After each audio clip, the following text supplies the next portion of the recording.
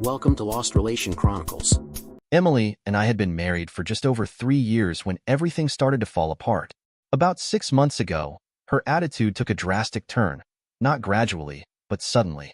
I returned from one of my infrequent business trips to find a woman I barely recognized. The respect and affection we once shared had vanished, replaced by insults, hostility, and constant refusal of intimacy unless I initiated a fight over it.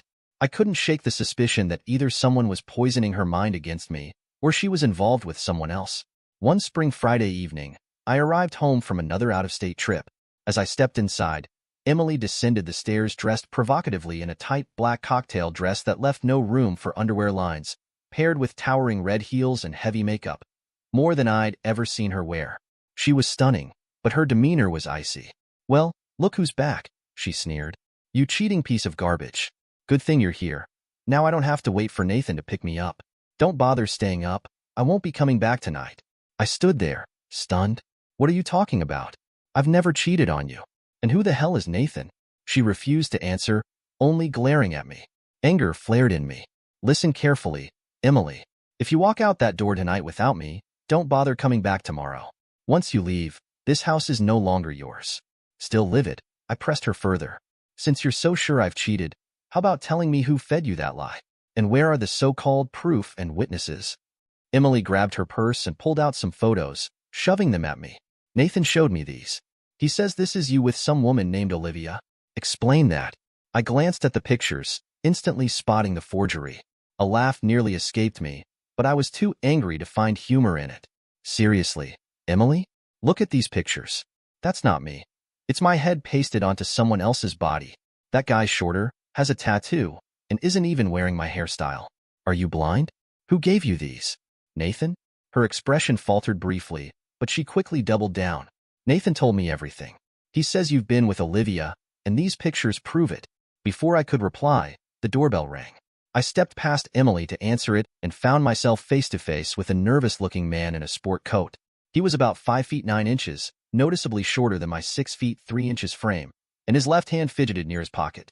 Part of a tattoo peeked out from under his sleeve, identical to the one in the photos. You weren't supposed to be back until tomorrow," he stammered, his voice betraying surprise and unease. Without hesitation, I grabbed his arm and shoved his sleeve up, exposing the tattoo. "Emily, look at this. Isn't this the same tattoo in those fake photos?" A knife fell from his pocket as I held him. Ignoring me entirely, Emily brushed past and addressed him. "Let's go, Nathan. This a-hole is going to learn the consequences of cheating." They started down the walkway together. "Stop," I shouted, causing them to pause. Neighbors stepped out onto their porches, drawn by the commotion. "Emily, your belongings will be in the garage. Don't think for a second you're coming back after this. I showed you the truth, but you chose to ignore it. When you realize your mistake, don't come crying to me. You've destroyed my love for you." Then I turned to Nathan. "And you? If you think you'll get away with this without consequences, think again. Payback's a bitch. It might not happen today or tomorrow, but it will happen." They laughed nervously, and Emily flipped me off as they walked toward a car parked at the curb. What a homecoming.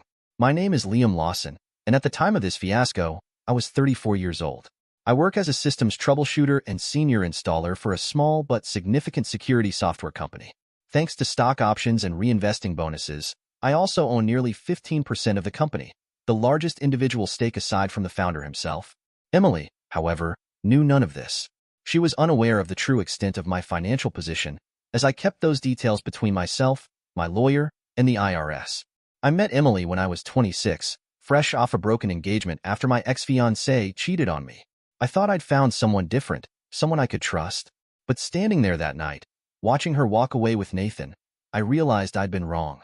I was going into the airport when Emily dropped a piece of luggage and had been over to pick it up when a distracted klutz named Liam crashed into her. I apologized and helped her get to the security line. After we both got through security, we headed in the same direction. As we now only had our carry-on bags, I offered to take hers to as far as I was going. When I told her what gate, she started laughing. She said, "Don't tell me you're going to Dallas on the 9:30 flight." "I am too. By the way, I am Emily Henderson. I know you didn't disrupt me on purpose, so if you would, when we get to Dallas, would you stick around me until my sister shows up? There is an angry old boyfriend that works at the Dallas airport, and if he sees me, he is liable to try to hurt me," she continued. I know it is a lot to ask, but my sister is having a baby and her husband is deployed overseas, and I am needed to help her. I'm just afraid that Tommy will see me. My sister tells me that he has flown into our home airport and tried to find me. I know it sounds strange, but you have been so nice to me I thought I could trust you. I agreed to stick with her as I had nowhere. I had to be until the next morning. I also hated abusive a-holes. When we boarded, she was in the seat across the aisle from me. I always took an aisle seat because of restricted legroom on the tin cans that the airlines use today. We talked the entire flight. As we started deplaning and walking down the ramp, a man in an airline ground crew uniform came toward us. I put my arm around Emily and stared at the guy. When he saw my move, he slowed, and as we got closer, he saw how big I am and turned and beat a quick retreat. I gave Emily my cell phone number and told her to call me if she felt the old boyfriend was going to be a problem. It turned out that when I was ready to head back home, Emily was staying to continue to help her sister. Her brother-in-law's brother and a couple of his friends decided to visit the ex. It worked. A week later, Emily called and thanked me for the help I gave her, and she mentioned the ex-boyfriend requested and received a transfer to the West Coast. When Emily returned a few months later, she called and asked me to join her for lunch. We met for lunch, and things seemed to click between us. I found out she was 22 and had been in only one long-term relationship, and he was now in San Diego driving a luggage truck at the airport. We went to dinner later that week, and that started a year of dating. That led to me asking her to marry me. She said yes. The planning started. Then Murphy decided that a cheating fiancé wasn't joke enough. I got testicular cancer. The surgery and chemo were terrible, but Emily was there through it all. She kept saying that it just delayed the plans, not ruined them. The cancer was caught early, but I lost a testicle and was rendered sterile. I was, and am not impotent, just sterile. After a year of being cancer-free, we started planning again. Murphy decided to leave me alone. Another small delay was convincing Emily that I was serious about no cheating, to the point that I demanded a prenup with severe penalties for adultery. I had to explain to Emily that it was a deal-breaker and no signature, no wedding. She signed finally after a 2-week deep freeze. The wedding was great and the honeymoon was in Belize. We swam, snorkeled, and had many adult beverages. I discovered that I like alcohol too much, so when the holiday was over, I quit drinking. I never stopped anyone around me from imbibing. I just didn't. A little over 2 years after the wedding, Emily told me her company was merging with another, and they were integrating the two staffs. She made a few comments about some specific people, but not anyone noteworthy. One thing that did happen was when the merger actually started, her attitude went into the toilet. She started to make little nasty, snide comments. She also started to question every move I made on the out-of-town trips. She was also turning down lunch dates when I was working at the office and in town. The worst was the direct insults. That was what I was putting up with before the Friday night date. After she left, I called a friend, Ethan Cole, who was a locksmith, and had him change all of the locks and install a new code in the garage door opener. He charged me as if he didn't know me from Adam and said it was because Emily told him about my cheating. He didn't change the bill but understood that I was being wrongly accused when I showed him the crappy photoshopped pictures. I was pissed that she had tried to do that. That meant that I was now going to burn her and him down to the ground. I would enforce the prenup. The divorce lawyer was going to go on my speed dial Monday. My boss had gone through a messy divorce, and only a shark of a lawyer saved him from a vindictive ex-wife and her lover. I would use his recommendation for an attorney. I also decided to screw with her mind. I called her boss, who was also a friend and customer. Ryan Blake told me that the blending of the two companies went well except for two of the newcomers. Nathan Reed and Olivia Bennett were not happy that they were not given management positions and were making trouble for a couple of the old-timers. He added that they were both facing termination as they had several disciplinary problems. I told him I was going to make his day. I explained what happened tonight and about the photoshopped pictures. He asked me to send them to him and gave me his company email address. I scanned and sent it, and he called me back. It was his troublemakers, and the head in the picture came from was the wedding picture from off of Emily's desk. He said that if I wanted, he would fire both of the troublemakers. I said yes, but if they went, Emily needed to go too. I told him what she said tonight. I even told him about showing her the tattoo on Nathan's arm from the screwed-up picture. I garbage-bagged all of Emily's stuff that I could find and put it inside the garage door. I locked up, unplugged the house phones, and went to bed. Saturday morning, I woke at my usual 6:30 and there was no noise. I checked my cell phone and there were 7 messages, all from Emily. I didn't delete them, but I didn't listen to them right away. I was just finishing my breakfast when the house phone rang as soon as I plugged it back in. I answered, and it was Emily's mother. Edna was, and is, a loving, caring person who I had almost adopted as a second mother. She was crying. I told her to calm down and tell me what was wrong. It took a couple of minutes, but when she was finally coherent, she said Emily told her about last night. She went on to explain. Emily told me she went out and had sex to pay you back for your cheating. Then when she had let the man screw her, her words, he laughed and called her a dumb 304 and showed her the original pictures. Emily was devastated and cried on the phone to me that she had ruined her marriage. She continued. She said she tried to call you and left at least half a dozen messages. She also said the a-hole left her in a town 20 miles away and told her to find her own way home. Is all this true? I replied, I am sorry, but the fact she cheated is true. She told me it was because she had pictures that showed me messing with a woman. The picture was a terrible photoshopped mess. I showed her that the guy could not be taller than 5 feet 9 inches and had a tattoo on his left arm. She wouldn't listen, and as she walked to his car, she flipped me the bird. She did indeed destroy our marriage. I am going to a lawyer Monday and will not take her back. She has obviously been listening to people at her work and has treated me like crap for the last 6 months or more. I continued as Edna started sniffling. I have changed all of the locks, and she will not be allowed back in this house.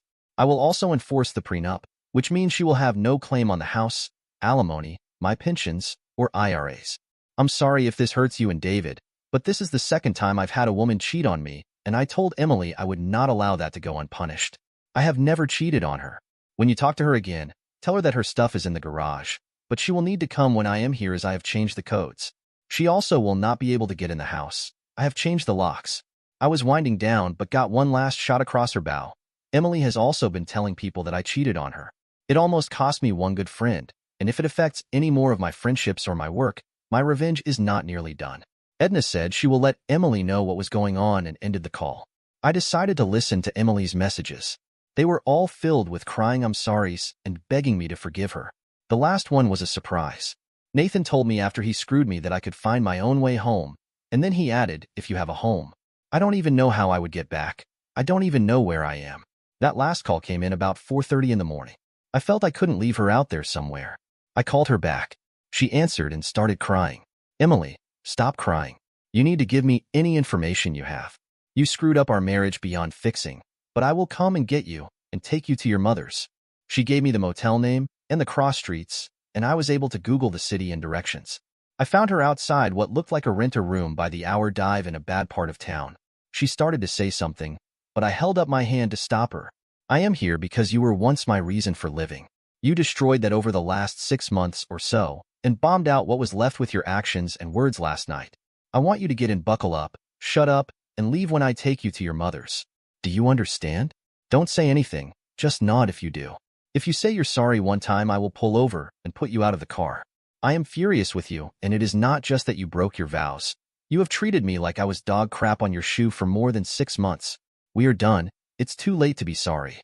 She got in and silently cried all the way to her mother's. As she got out, I took her hand. I am going to a lawyer Monday. I am filing under adultery. If you don't fight it, I will give you 1 year of alimony. If you fight it, I will strictly enforce the prenup. Goodbye. Remember, I loved you, and you threw it all away without even thinking about it. I even showed you that I was not the person in that picture, and all you did was flip me the bird and get in the a-hole's car. Then you screwed him, and were surprised when he told you the same thing about the picture. I really hope you get some therapy. You have allowed others to cause you to make very bad decisions. I don't hate you, but I don't love you either. After the divorce, if I never hear your name or see you, I won't miss you. One last thing. You had better tell all the people you told that I was cheating the truth. I have already had one friend tell me he lost me as a friend because of what you told him. When I showed him the stupid picture, he laughed and told me he was sorry he listened to you. I closed the car door and drove away. I filed that Monday, and Emily was served on Wednesday at her mother's house. The 3 conspirators were fired, and Nathan somehow managed to trip and fall and break both arms and his nose. Olivia was married, and when the reason she was fired and the picture showed up at her house, she was sued for divorce also. Someone, probably her lawyer, told Emily to fight the divorce. I withdrew the alimony offer and went for strict enforcement of the prenup. They requested marriage counseling. I told the judge that I was not the one that needed counseling. I asked why would I agree to that when I was subjected to the abuse and cheating. She agreed and told Emily that any counseling that needed to occur was just for her. She said that if she could, she would order her into that counseling. She also awarded me the house, both cars, and all of the monies we had accumulated during our marriage. Emily discovered that we were very well off, and that she screwed herself out of a comfortable life. Emily never came to the house for her stuff, and I finally gave it to the local women's shelter. The divorce was final, and I did not hear from Emily again until after more than 2 years her mother called. Edna called and told me Emily was in a hospice with inoperable brain cancer. She was still lucid, but wouldn't be for long. She probably only had 3 or 4 weeks left. Edna also said that Emily needed to talk to me one last time. I went to the facility and saw Emily. She was just a shadow of the beautiful woman she had been. She did smile when she saw me. I took her hand and sat down next to her bed. She sniffled and said, "Liam, I have never stopped loving you. I am so sorry for what I did to you. I know, and looking back, I think I knew even then that you would never have cheated on me. I was blinded by the bullshit and flattery.